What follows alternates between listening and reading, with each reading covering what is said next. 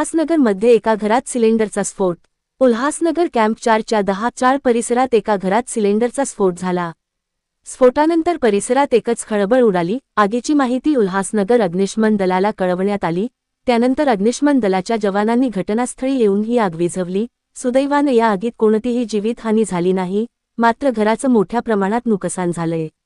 मुख्य संपादक संजय भाऊ वाघोदे, युगांधर, महाराष्ट्र न्यूज।